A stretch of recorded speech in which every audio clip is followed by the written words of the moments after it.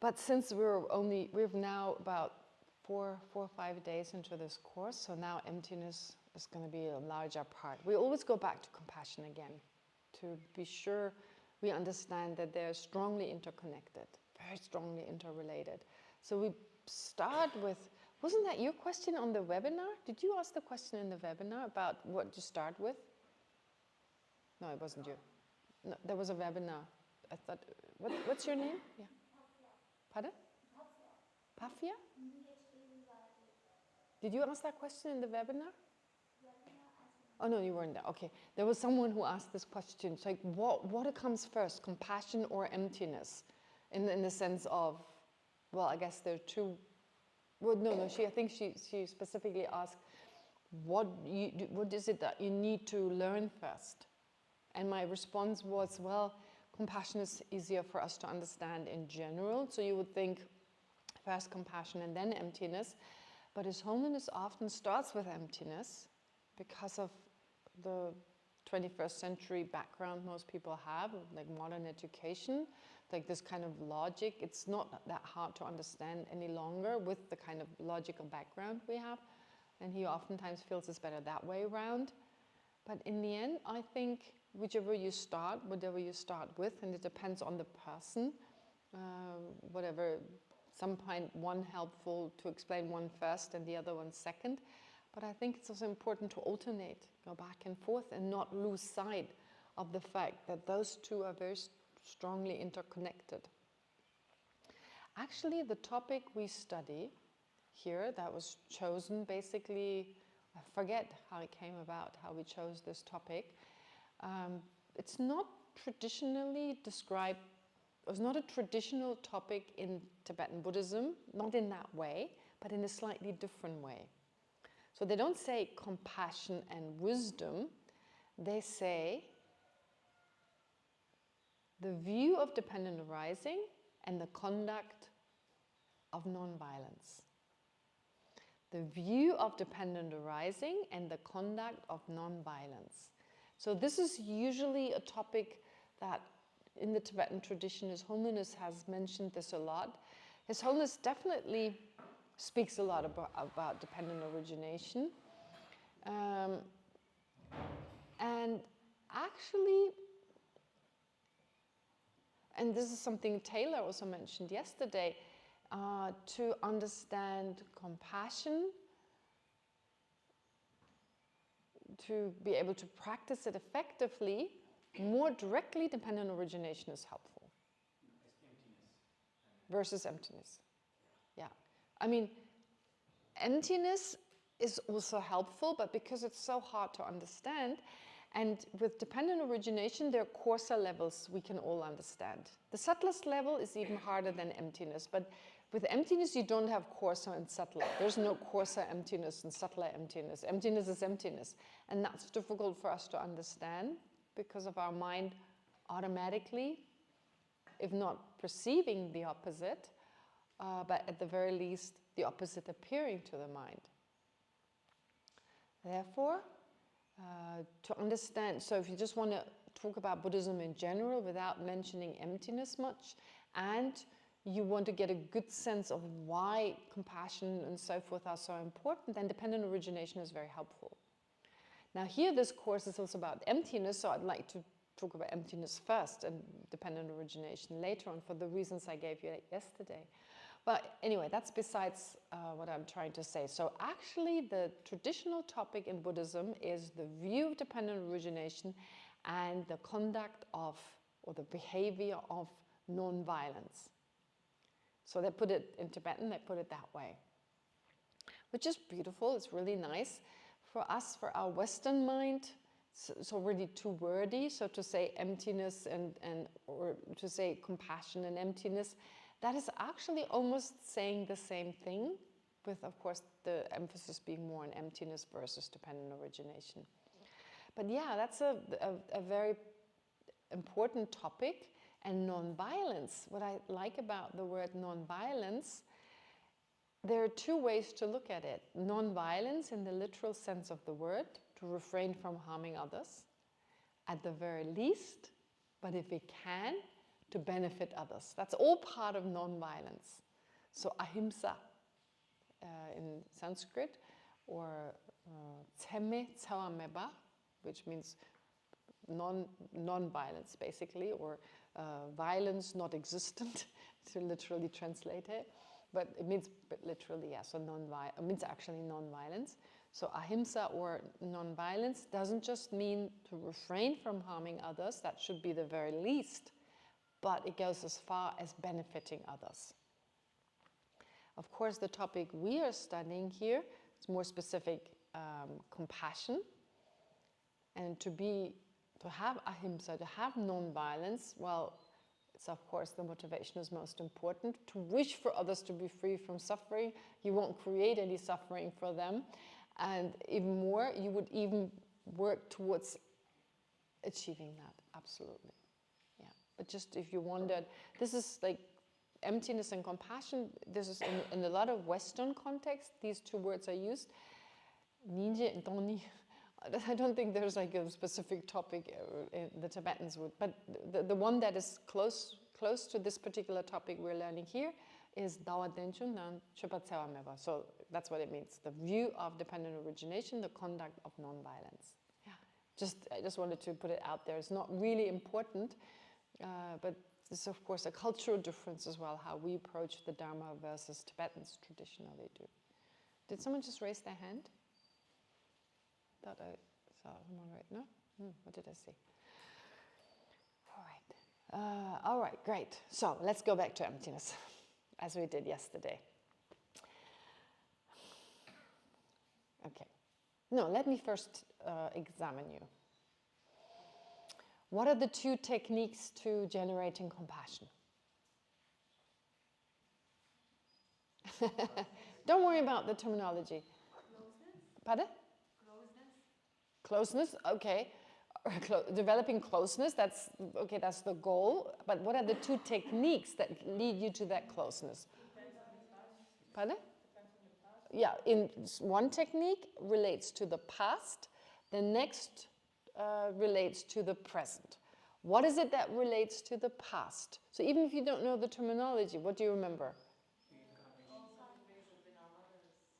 Think that all sentient beings have been our mother. Think that all sentient beings have been our mother, or close to us in some way or another. Become aware of their kindness and wishing to repay that kindness.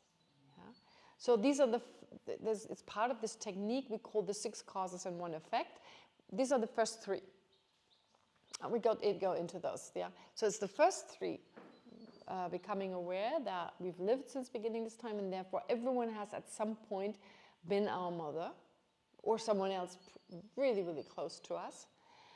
Secondly, becoming aware or bringing to mind their incredible kindness at that time, and of course the wish to repay that kindness. That's one technique. What is the second technique? Equalizing and exchanging self and others. Okay, very good. Self with others or self and others. All right, so what does that consist of? What are the sub-steps? What did we do yesterday? First, I mentioned identifying the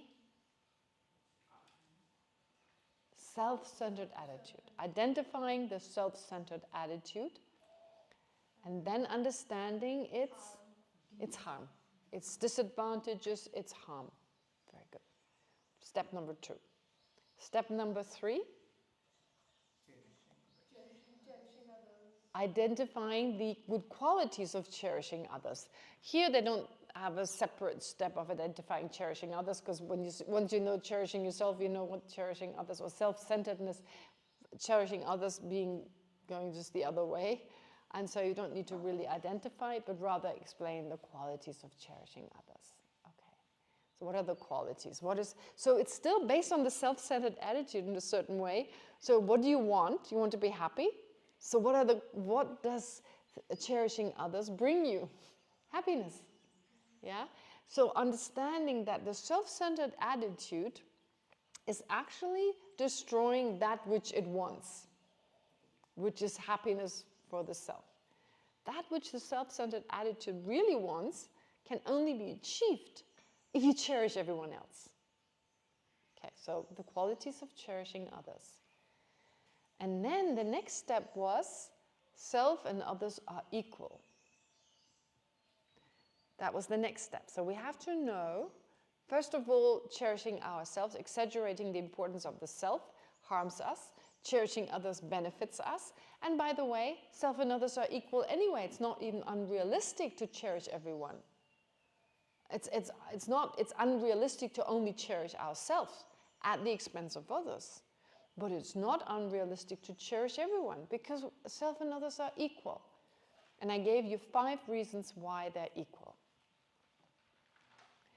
Okay, going back to the idea that, or the fact that we cherish ourselves so much because we believe only I can bring happiness to myself. So I'm thinking, okay, happiness is important, and this is true. Everyone's happiness is important. That includes my own happiness.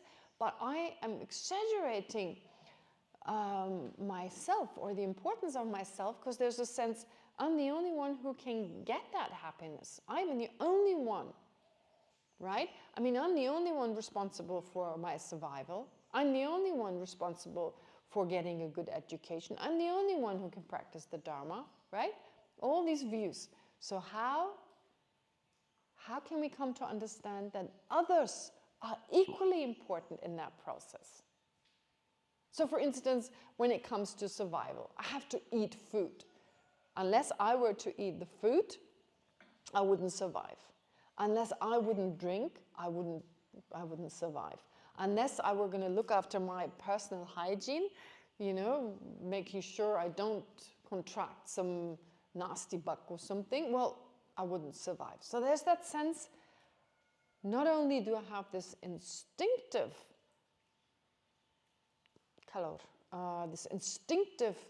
kind of obsession with myself, but I also rationalize it. Well, if I don't look after myself, no one else will, right? Everyone is so selfish, so that's why I have to be selfish, because otherwise I won't survive. That kind of rationalization.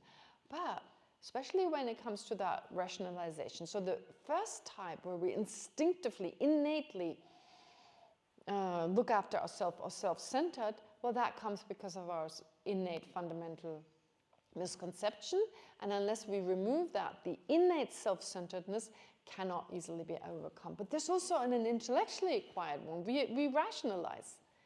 We rationalize, oh yeah, it's right that I look after myself.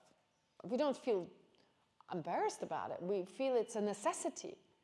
And that one we can now reduce.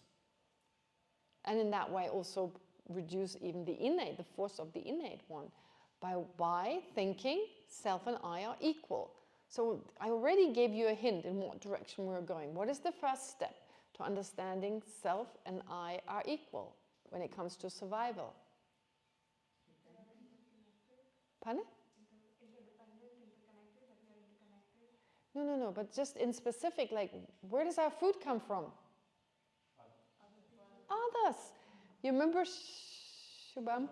Shubham did he used with an AI. He said directly a bowl of rice depends directly on about 401 other living beings, but that's only directly. Indirectly, since they also need to survive, or Taylor also put it nicely, the farmer who's going to harvest the potato, well, he has some honey in the morning to have the strength to harvest all the potatoes, and the honey came from the bees came from the beehive, the person who made the beehive, the person who fed the person who fed the beehive, and then, it goes on and on and on. In that way, we could maybe even say at least all sentient beings of this universe or this world are somehow part of this process of providing us with a bowl of food. So, of course, we are important because if we don't eat the food, we won't survive. So our self is important, but others are equally important in that if it wasn't for other sentient beings, we wouldn't have the food in the first place. So that was the first analysis we went through. We also did it we haven't done it in the meditation yet. That's right, we have to still do that. So, a bowl of food, first step. That keeps us, the bowl of food comes from others. Eating it comes from us. But you need both. You need food in the first place to be able to eat it. Drink, same thing. Personal hygiene, the same thing. Secondly, what keeps us alive, what keeps us healthy is our intelligence, our knowledge. Were we born with that knowledge? Of course, we had to acquire the knowledge. We had to do the work, go to school, take the exams, memorize. Yes, we had to do all that. But without someone providing the knowledge, what knowledge is there to learn? Unless there's someone providing it, teaching it, and so forth. So again, just our ordinary knowledge that helps us to stay alive, helps us to eat the types of food that don't harm us, and so on and so forth. That is again other sentient beings. Okay, so that's just from the point of view of worldly life. Well, these are the two most basic things for survival, and then knowing how to do it. And of course, then from there, finding a job we enjoy, and blah, blah, blah, you know, the whole thing. So that's just worldly life. That's basically summarized under these two first steps. Survival, physical survival, and then mental ability to, that helps us to bring that about. Okay. Then what was the third step? Spiritual. The spiritual aspect. We need others on the spiritual level. Without others, without other sentient beings, spiritually we couldn't grow. Right? We couldn't grow spiritually.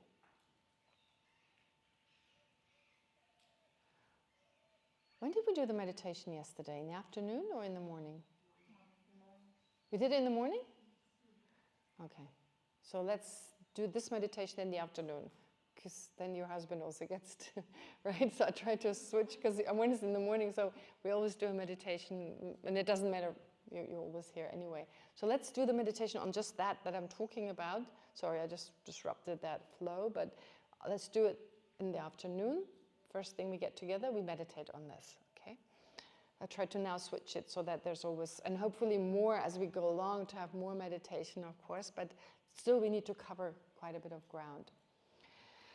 Anyway, so what's the next step? The first two are from a worldly point of view. Then the next step is from the point of view of spiritual life. All right, so spiritual life, what does that include? What practices? So I'm important. I mean, in order, I have to do the practices, but I still need others. They're equally important in my spiritual practice. For what? In what sense? Generosity? Yeah, it's not about giving myself all the time. That's not called generosity. That's called greed. No, I'm kidding. But so, yeah, giving to others. Generosity. What else? Morality. In what way? And the wisdom to give them, to be patient. No, morality. So patience is the next practice. But in what way do we need others for morality? What does morality mean? Refraining from harming others. That's true, but if you were to just define, you need wisdom for every practice. But how would you define, right, moral ethics or moral discipline? Refraining from harming others. So you accumulate a lot of virtue through the practice of morality. But you need others that you could potentially harm, right? If you don't have others that you could potentially harm, in fact, it goes as far as this. It's very interesting with morality. Something that you're probably not aware of. When it comes to, for instance, our vows, as monks and nuns, we have a vow to refrain from sexual activity. That's just a vow. That may seem weird in this 21st century when people think it's good for you in some cases, and yeah, possibly. But the reason we have that particular vow is that it's a very powerful type of desire, very, very powerful, one of the most powerful types of desire there is. And involved in that is a lot of attachment, like attachment to a person and so forth. And there's nothing wrong with having a relationship, don't get me wrong. In fact, I jokingly say, being in a relationship with one person and not constantly switching is almost like being celibate minus one. Right? I mean, you're celibate with, I sometimes say plus one, but it's actually minus one. So it's being celibate minus one, because you have to be celibate with everyone else and only with that one person. But just that one person, it also leads to a lot of attachment, and it leads to usually starting a family, and that means you're quite busy. Now, for some people, that is a very amazing opportunity to practice the Dharma. With another person you have to sleep next to.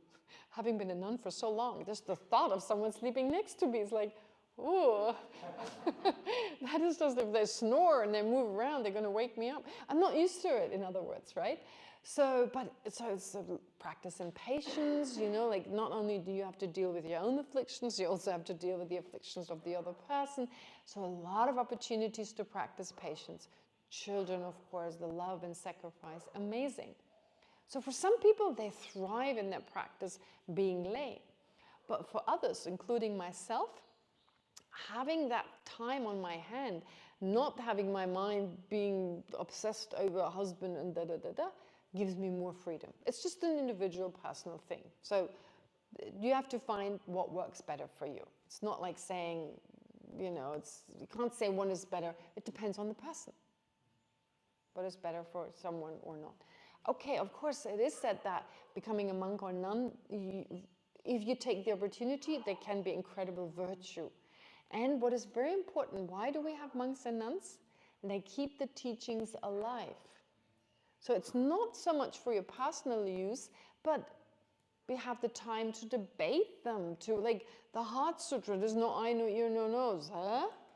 Well, if you debate it and you keep it alive, you know, you pass it on. So the teachings of the Buddha, the meaning is still very clear, because we pass it on through discussing it, and then someone writes down, you know, whatever the commentaries, the ancient ones that we no longer really understand. But once you understand the meaning, new commentaries are written.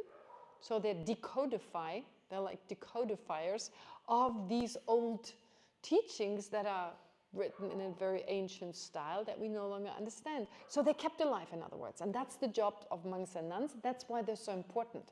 Not for their personal practice, for Buddhism in general. All right. So, but one thing I haven't mentioned, I was going to mention in this context is this. We practice moral conduct, therefore. We stay away from, one of our vows is not to have any sexual activity, because psychologically, it just makes it stronger to refrain from these actions that could potentially lead us into a destructive kind of life.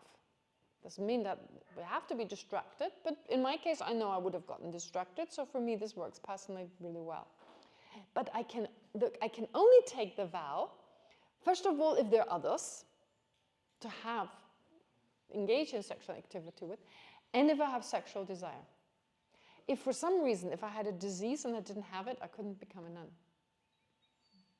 If I did not have any sexual desire, if for some reason, due to some difference in my body, I couldn't become a nun.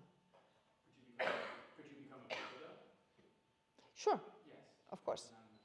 In this life, I just couldn't be a nun, because you have to refrain from the sexual activity with another person. If there's no other person, you can't refrain from that. And there is nothing to refrain from, because there's no desire to do so. Then you also can't do it. So you just can't become a nun or a monk. But then you won't have that desire in the first place, and you would probably be really good at family life and, you know, I mean, I don't know whether you wanted that, but you would probably not start a family, I don't know, not in the conventional way at least, because you wouldn't have the desire to do it, and you'd be less distracted. I don't know, I'm just kind of here. But I'm trying to say, what I'm trying to emphasize here is to take the vow. You yourself are not enough, you need others. You need others to refrain from that, and the sexual activity is just a bonus, just for you to know, kind of like, you need to actually have that. You know, if you would never ever kill someone, if you would never ever, if you had you'd be the kind of person for some reason, due to your brain, you would never kill someone. You can't take the vow of not killing because you wouldn't kill in the first place, never ever, right? But most ordinary people do. Those ordinary people do. Wouldn't they get easier to do the vow? It would be easier, but you can't take it, right? So you need to. You must have. So in this world, I can't even think of anyone, right? I mean, like even if you were in a wheelchair and you could hardly communicate, you could still communicate to someone, kill that other person, and you would still be responsible for their. But if for some reason you would never have the capacity to be responsible for killing, if you didn't have that, then you couldn't take the vow. It's like why would you take the vow if that's not a temptation? Okay, that's kind of the logic behind it. So this part that I just explained is not most important. The part about that is not most important. I just wanted to let you know. But you need others. So I cannot take the vow if it wasn't for others. I couldn't be a nun if it wasn't for others. Okay, Taylor, sorry, you've been very patient. Go ahead. No worries. I don't know if everyone's a Star Wars fan, but like George Lucas studied Buddhism so much for the philosophy of the Jedi. And I remember first watching it, and it's like the Jedi have to take that vow of celibacy. And you're like, oh, I've always wanted to be a Jedi. And you're like, that part would be pretty hard. And then slowly, as Anakin becomes attached to Padme and becomes... Wait. I've never seen Star Wars. You gotta watch, I don't know if you ever watched it, but like George Lucas, one of the most famous... I know. I heard about George Lucas, and I know about Second Senate Rinpoche, and I know, yeah. Basically, it was all built, like inspired from a combination of Buddhist philosophy and then also some of the sacredness of samurais and the vows that Samurais. they take. The Japanese samurais? Yeah, Oh, yeah. So okay. it was a Oh, the blending sword, of the okay. two. Yeah, it was a blending of the two, but it just made me think of so many different things. For years, for hundreds of years, basically the way of the Jedi dies because there was only one left. And so there was no one to teach, right? You didn't have a Sangha to teach, but you kept it alive and then finally started teaching again. And just so many things that you're saying remind me of like, oh wow, George Lucas really studied all of this over 10 different, movies and embedded so much of the Dharma teachings within the Jedi philosophy. But if you've never seen it, then I'll stop. But like, you're making me think of so many things from the movies. I've seen bits and pieces of colorful swords, like, and my nieces and nephew, my niece had a pink one, my nephew had a blue one, so I saw them, and I knew it had to do with Star Wars. I also know about the Jeddah. That's the one that looked like Second Century Rinpoche in the past life? You don't know? No, I have never. What? Let me show you. Something to take another conversation then. But yeah, I can see how that could be. Yeah. Okay. Yoda, not Jeddah. Yoda, that's right. Yoda. Second.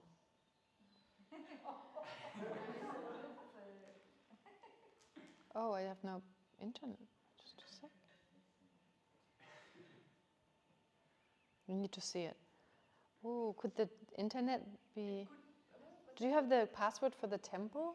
It's the same thing. Same thing? Tara, want to... Okay. No. No? Simran. It's in my laptop, but I don't. No, it's Vipassana, I think. Oh, it's Shamatha. Shamatha? No, Vipassana. At 2023, I think. Vipassana, V capital, at the rate 2023, I think. Vipassana, and then? At the rate 2023. 2023. V capital. V capital, okay.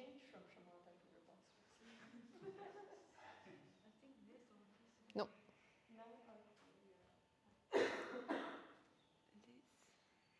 Or this. Okay, wait, let me just do it again. You have to see it, sorry. I want you to see that. It's not that important, but... I'm sorry, everyone. No, but it's very helpful. Temple. It should be one of these. It's Strudel 2023 or... Strudel? Yeah. I don't know. No, it's 2023 or 2020. 20 or 20. Okay, let me Yeah. do it all over again. For some reason it doesn't. No, this picture doesn't help me, Yudhuna. There's another one. Yeah, this is the No, there's story. another one. I show you. Sorry, just a sec. No, you're right, but it needs to be a little bit bigger. There's the two next to each other. Oh. Yeah. Let's see. And then you see the Similarities. similarity. Vip,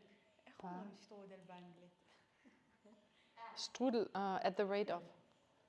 That's the one. Yeah. Okay. If you do, you mind to show this around, so you see the resemblance? Yeah. Perfect. That's perfect. Yeah. Thank you. Sorry. You okay? You found it? Yeah. No, I didn't find it, but she did. So she's going to pass it around, and I'll try anyway. That's a great picture. Because that's true. I mean, apparently John Lucas, because he met Second Rinpoche, Second Senche Rinpoche was the previous incarnation of the present one, he pretty much modeled Yoda on the basis of him. Oh, I thought everyone knew. That's the only thing I know about Star Wars. Who modeled Yoda on the basis of him? Mm-hmm. You mean the film George Lucas? Yes. George He met Second Senche Rinpoche in his previous life. So that's how he got that. That's what I heard. I mean, Wow, I didn't know. can you pass it? Yeah. So the wise. The wise elderly man. But the Yeda and the Yoda, I'm not sure what is the difference. Yoda, I just know is that being, right? That wise being. He's like the most wise OG. He's 2,000 years old. Pardon? Yoda's 2,000 years old. Oh, so there was some difference between second. Well, if you think about the Buddha being reincarnated, it's like, Okay, so it's a 2000. That's striking because, well, sometimes people say 2,500 years ago, but nevertheless, there's something with the 2000 that the Buddha was around. maybe it was 2005. He's over 2,000 years old. And he's a Yeda, or Yoda is a Jedi? He's like the Jedi. Oh, so he is a Jedi, but he's the boss of the Jedis. Okay. He's the Dalai Lama of the Jedi. I don't know if that's a respectful thing to say. It's like, Okay. You see the similarity between the two? yeah, like for sure. You know, that's so interesting because even the current Rinpoche. Looks like the old one, yeah. And he has such a connection with all these filmmakers, and also I didn't realize the previous one also. Yeah, I mean, a lot of lamas have connections with the filmmakers, so that's not surprising because they do realize it's such a helpful medium. Yes, it's a very powerful medium. Yeah, and I think when George Lucas met Second Senche Rinpoche, I don't think he was a filmmaker yet. I think he learned with the Tibetans. He stayed some time with the Tibetans, learned from them, I guess, and then he went and yeah. So I don't even think it was like Second Senche Rinpoche gave him advice on something. Right. I think that's taking it too far. I could be wrong, but I've read about this. You can also Google it, this Rinpoche, and then and when you put the two next to each other, you're like, oh, they actually look. Once you put them next to each other, that's why I wanted to have that picture. Yeah, the ears are a little bit, but not much hair, and then the wrinkles right here and the kind of nose. Yeah. Anyway, it's interesting you're bringing that up. Yeah. So. You talked about that in terms of George Lucas and Buddhism, and so go ahead. Well, the one thing I was going to say, because we're talking about like refraining from sexual activity, one of the main characters, without giving it away, when he does get into his first relationship, he gets all this attachment and desire, and then he turns to the dark side. And I would say the attachment to his partner, which he kept a secret from the Sangha and everyone else. That is that initial attachment, and then the fear of losing her is what ultimately turns him into this really awful character. Interesting. So that's a lot of things I've been reflecting on the last few weeks is how there was one famous guru, I'm sure you would remember the name, I'm blanking on it. He was giving a translation in Tibetan, and someone was translating in English, and somebody asked the question. Oh, sorry. Sorry, tell it, go ahead. I'm sorry. No, somebody asked a question in the audience, like, why is sex so bad? Why do we have to refrain from this? And the guru or the lama at the time gives this like 10-minute overview, and the translator simply translated as lust cracks the brain. Lust cracks the brain. Lust cracks the brain. After doing like 10 minutes in Tibetan, this whole thing, the translator just goes, nope, lust cracks the brain. Refrain from it. And it's so true, at least for me. Lust cracks the brain. Interesting. Yeah, I mean, lust, of course, there are different forms, and we shouldn't exaggerate here.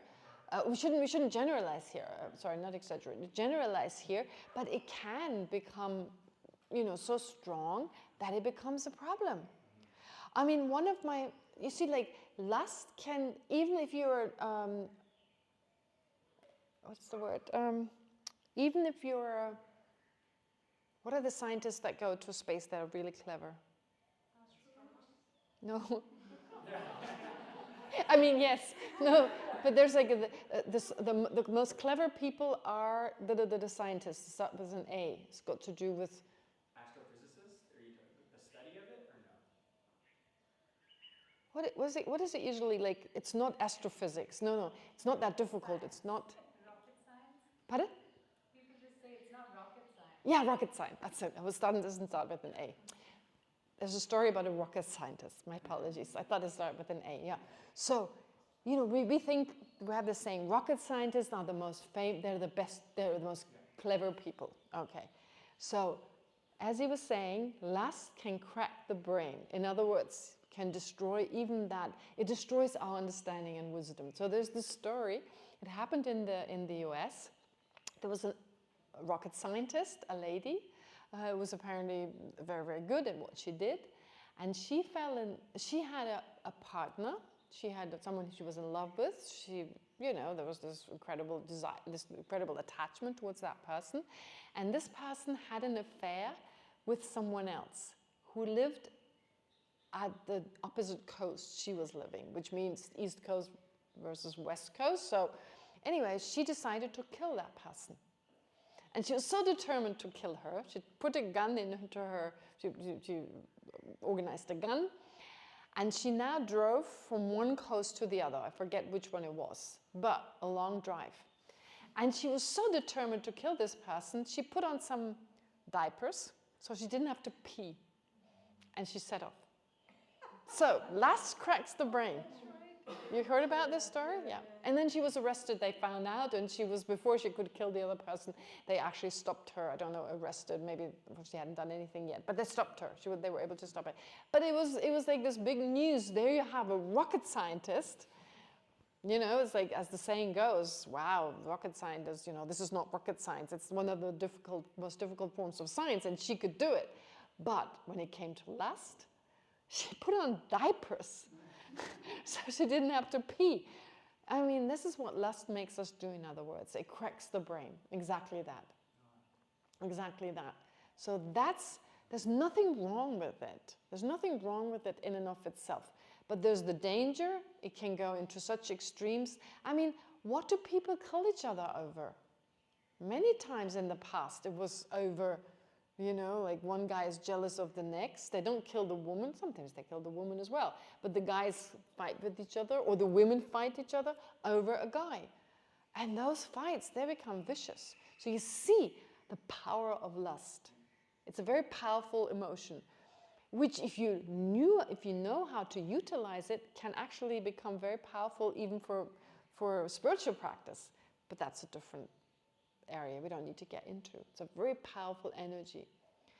Anyway, having said that, moral discipline, the reason we have it is to protect our mind, and we protect it by way of refraining from certain actions, and we need others for that. So going back, this time I didn't forget how we got here.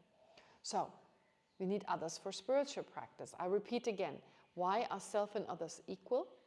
They're equal from the point of view of our survival, basic survival, food, etc. We only get because of others. Knowledge to stay alive, to live healthily and have a long life, dependent on others. Spiritual practice, generosity, dependent on others. Morality, dependent on others. Patience, dependent on all the jerks in this world, and of course others as well. So, joyous effort. Well, the first two actions, of course, joyous effort in what? Doing the first three. Yeah, so again, you need others. Engaging in the first three. Shamatha. Okay, well, again, focusing on being focused in our practice, for which you need others. Wisdom, understanding how ourselves and others and everything else exists. Again, others. So it all comes down to, even on a spiritual level, we need others. Okay? So that's the third reason why I and others are equal. Then reason number 4 and number 5, I and others are equal because on a just conventional level, without going into ultimate reality, we all want the same. We're all driven by this. Exactly.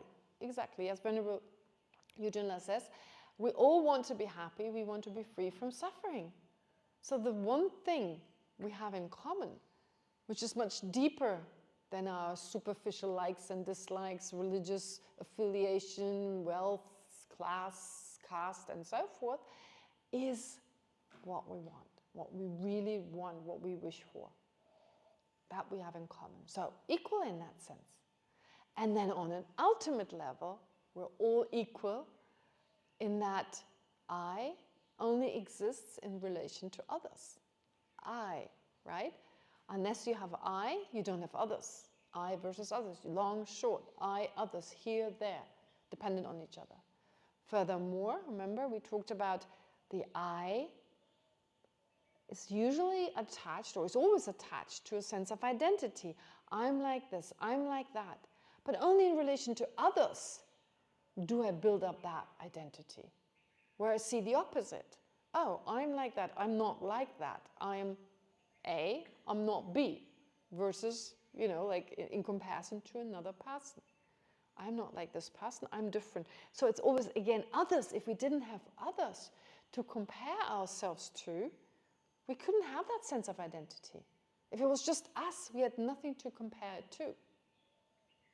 We spoke about this yesterday, right? Someone mentioned something to support that. I forget what it was. I thought it was a really good point someone made. Yeah. Okay, so, right, you brought up the spoon again, or that little sticky thing, right? Long or short. Well, you always need something else to relate it to say it's this, that, and the other. And it's true for everything. It's always in relation to other things. Any characteristic there is, you can only ever talk about it or understand it in relation to other things. There's no other way. Therefore, who I am, my knowledge of who I am, what I identify as, and what I therefore live, is only because of others. So that I is only possible because of others, first of all. So therefore, it cannot exist in the way it appears as that concrete, independent entity that whether you exist or not, it will exist in the same way. Impossible. So others, I need I. So in that context, we started reflecting on what is the I. We started looking at it. So people start looking at Deepak. I can see the eyes are directed. You just looked at Deepak. Let's go back to Deepak. Am I seeing Deepak? Right? I said, I say I see Deepak. But then I said, well, I don't see Deepak. I see something that is not Deepak. So is it still correct to say I see Deepak if in actuality I don't see Deepak? So we took it from there, if you remember. Is a part of Deepak Deepak? No. But if I see Deepak, I can say I see Deepak. We took the example, of course, of the table, moving away from a person. I gave you the example. Someone holds on to a table. Let's say the table is small enough for you to lift it up on one leg. You're holding onto the leg of the table. Okay, you hold on the leg of the table. If you now remove all the parts of the table, you would say, I no longer have a table. But you're still holding on to the same thing. Without changing your position, without changing what you're holding on to, you say, I'm no longer holding on to the table. How is that possible? Then we had that discussion. Am I still holding on to the leg of the table? And some of you agreed, right? Am I still holding on to the leg of a table? Don't I need to have a table when I have the leg of a table? Right? And there was some disagreement. We were like, well, what about if you do have to, then it means, are we eating chicken? Right? If you have a chicken leg, do you have a chicken? Are you biting into a chicken leg? If there's no chicken, how can you have a chicken leg? Some of you thought there is a chicken. So I ask you, is whatever is a chicken not necessarily a living being? Living, alive, with a mind? So we went back and forth a little bit on that. And so in the end, I guess we could agree that sometimes we just don't use language in a consistent way, because strictly speaking, in a philosophical sense, a chicken, what you bite into is not a chicken. So I had that image like Deepak going to the chicken shed and actually biting into a live chicken. Then you could say, I just bit into a chicken. That's correct, because there's still a live chicken. But sorry for using a Deepak for that. But no, the thing is, to actually say, I'm eating a chicken, that would be, it has to be alive. But we can still use the terminology that way. But anyway, so strictly speaking, it is not correct to say I'm holding onto, going back to the example of the table, I'm holding onto a leg of a table. You no longer have a leg of a table, because otherwise you would have to have a table as well. Secondly, okay, so we should say I'm biting into the leg of something that used to be a chicken, or used to be the body of a chicken. That would be the correct way, and that's how we ordinarily look at things. Then, going back to Deepak, of course, I was saying, okay, so strictly speaking, it's wrong to say, I see Deepak. And in response to that, Shabari, yeah, am I saying it right? No. What is it? Shabari. Shabari. So Shabari said, well, it's in terms of conventions. We all know that what you mean, and so it's okay. So I ask you, is it actually okay that the sun rises? Is that correct or not? Just because we all know what's meant. And in this case, we could say, no, it's actually not correct. We know why we say it. This goes back to the time when we did think the sun was moving versus the earth. But that doesn't make it correct, although we all know what's right. So that is different. Here, we're just holding on to a term that is not in accordance with reality, but we all know what's meant. But this should be different.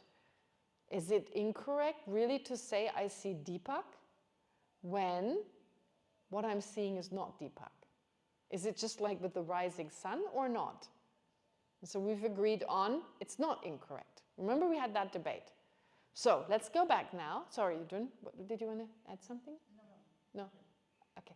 All right. So now the question is, why can I say I see Deepak?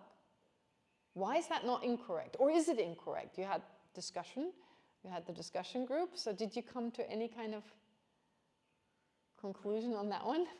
So why is it okay to say I see Deepak when really what I see is not Deepak? Yes, Gita? I feel that I see only a part of Deepak. Yes. And that is his back, the hair and his back. Mm-hmm. But you may say that I just see his spectacles, his face, his beard, Mm-hmm. and his torso. Mm-hmm. So the Deepak I see is not the Deepak you see. So how can we say? Yeah, exactly. That's what my argument. So is it wrong to say we both see Deepak? Is it wrong? Yes, I believe it is wrong. It's different perceptions are different, so we cannot label both perceptions as Deepak. Ah, okay. We're actually getting it all wrong. We're all getting it wrong. So we can no longer say this is a table, because the table Gita perceives and the table I perceive. So we can no longer say table. We're no longer allowed to, we can't talk about table. I mean, we can't talk about breakfast, or we can't talk about a mother, because a mother, we have no, not our own mothers in front of us, so it's only just our memory of a particular mother that is definitely not the same. So we can't use the word mother. It's wrong to use the word mother. It's wrong to talk about Deepak. It's wrong to talk about tables. But you know what the Buddha said? My view of reality does not contradict conventions. He says, in other words, he gave his approval of saying, I see Deepak. Even if what you perceive is different, he gave his approval of saying table. So, how can we make that work? The Buddha has given his approval. He says, I do not contradict conventions. So I'm saying, either the Buddha is wrong, or we have to find a way to make it work. Let's go back to Deepak. Oh no, let's choose someone else. What's your name? Simran. Simran, oh you said that. Simran. So Simran, let's take Simran for a change. All right, so me saying I talk to Simran. Okay, talk to Simran. Actually, am I talking to all of Simran? No. So what is Simran? Who is Simran? Who is Simran? Where is she located? Well, we can all agree. Okay, here in this area. We can agree on that. So who is Simran? Is she her mind and body? Is she both or neither? Is she her mind? Is she her body? Is she both or is she neither? She's both. Simran is both. So in order to see Simran, I have to see her mind and her entire body, right? In order for Simran, I can never say Simran is sick unless her mind and every body part is sick. Right? If I say she's neither, I can't say Simran is sick when her body is sick. Because she's not her body. Why would I say Simran is sick if her body is sick? If I say she's both, then I have the problem that both her mind and body have to be sick for her to be sick.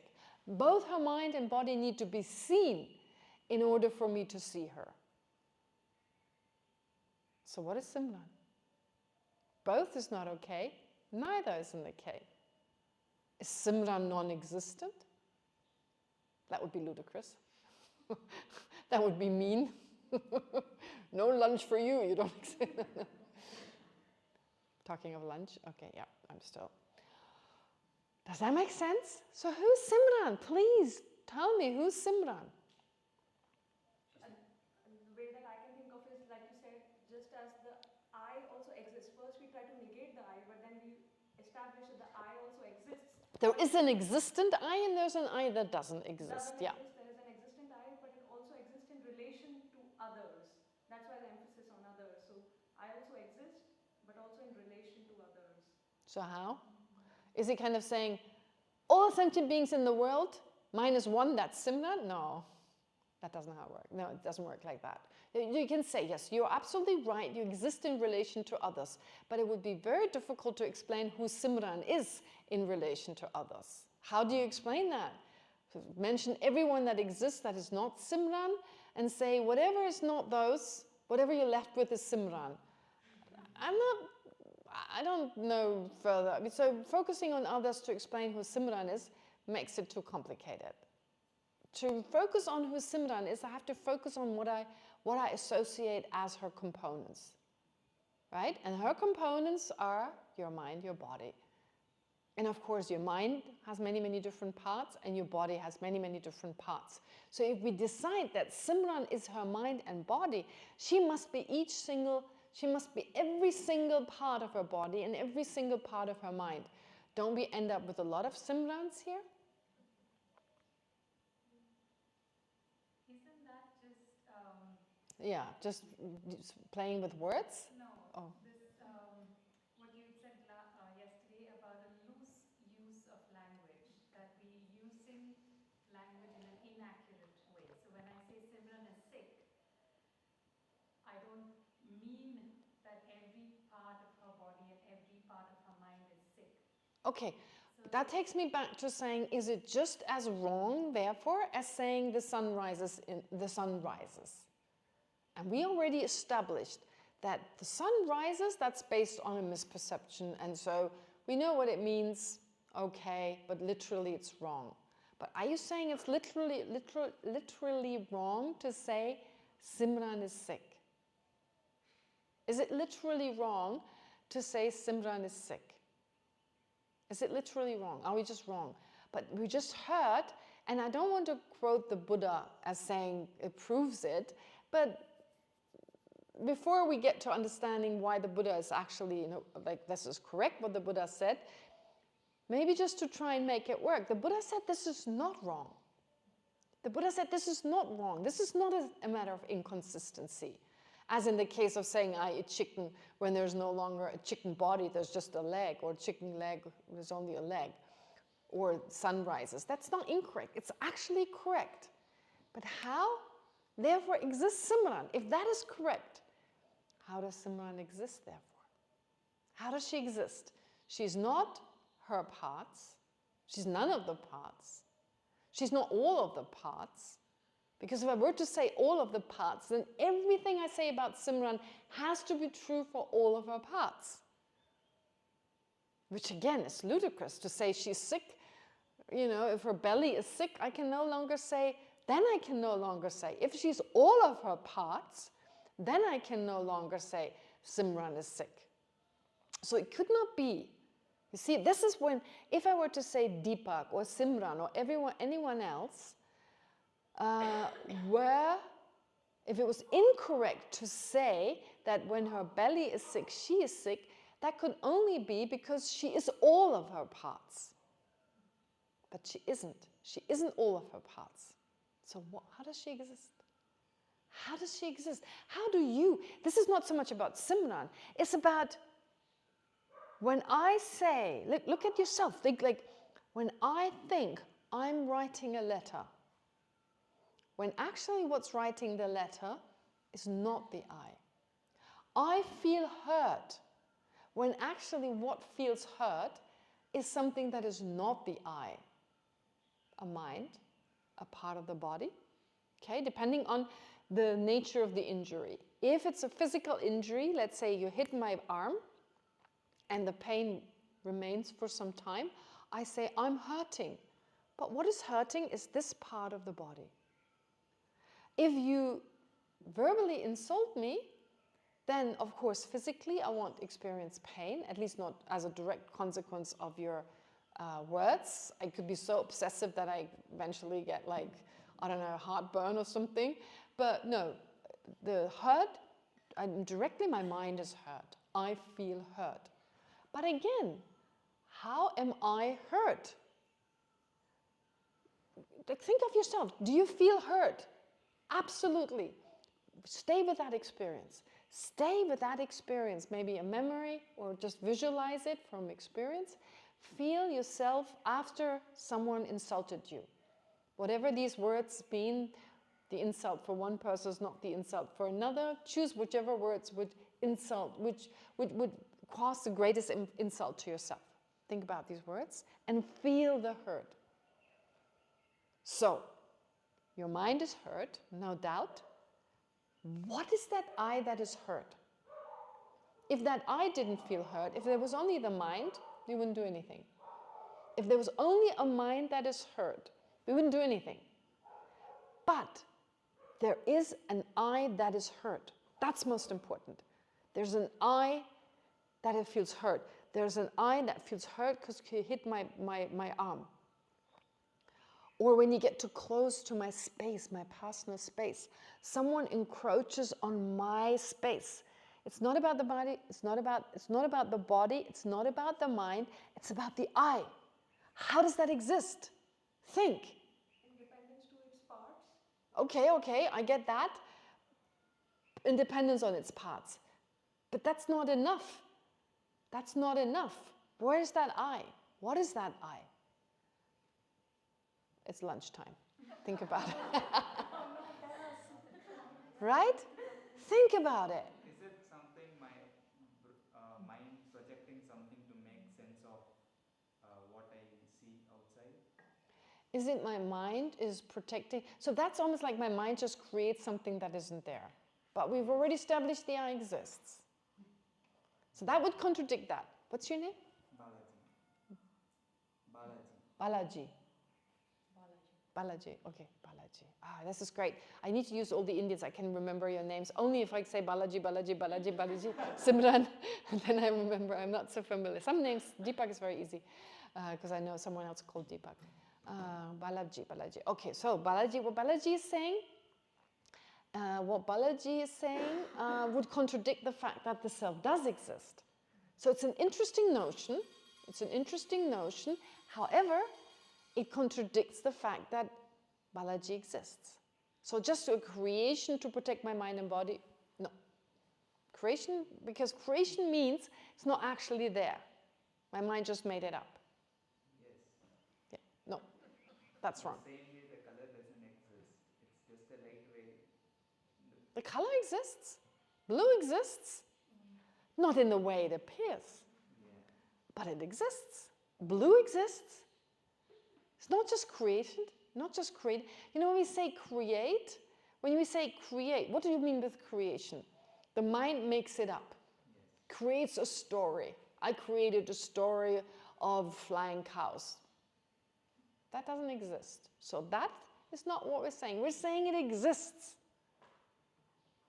Self exists. Blue exists. I never said blue doesn't exist. I never said there's no blue. I said it doesn't exist the way it appears. I never said there's no I. I said it doesn't exist the way it appears. Anyway, I've got lunch to think about it. Okay, enjoy your lunch.